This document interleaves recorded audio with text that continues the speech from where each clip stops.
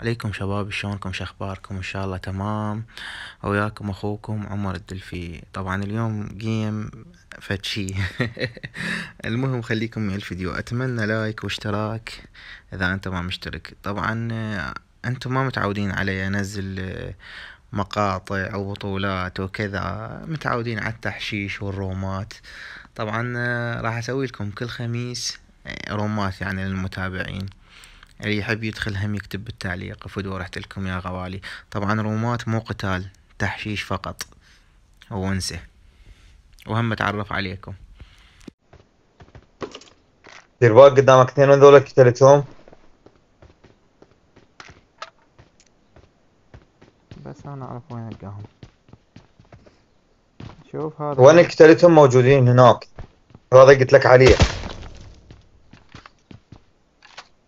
ثواني اعرف شلون اطلعه. هذا اللي يغدرني. فوق. ثواني بس اصبر. وانا اعرف شلون براحتك. اعرف شلون شو اسوي له. راح اسوي له خطة تدبير. هو راح ينزل هو. بس هو بعد ما ضرب راح ينزل من الشباك. راح جيت من الشباك والله. بس ثواني لو عندي رمانة. شوفه هذي شيت.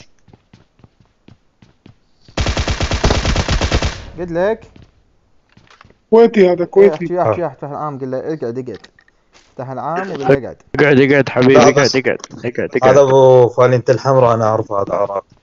بعد لا تندق ويا الدفي خوش. قلهم بعد لا تزامطون. ذولا قدامك ذولا ثلاثة. وين ذولا قتلتهم؟ هناك. ها ذولا من التيم مالتهم. يمكن والله. اي ما بيها بنزين هاي. ايش تسوي بالسيارة؟ ال 14 على اليسر ايه.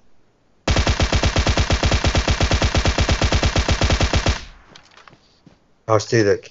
اقعد لا تعب. اقعد. هنا تلقى مكمبر بسدة الصخرة لو بالحشيش. يا اخي السحلية. لا علمنا. شوف ذول السحالي خرب بيوم. اخذ رمان. لكن على اليمين مقطوع على اليمين قدام لك عند الشجرة. ايوه اروح شفت مكانه هذا. ما حصلته. صار ورا الصخرة. السلاح يضوج. لا جوا الصخرة يم الشجرات. مقطوع بالحشيش. ذاك يم الشجرة واقف. لا واقف يم الشجرة. خلي بالك تر لك. ابوك يا لمكي. قلت لك اقعد يا بطل. الفاهش يا لمكي.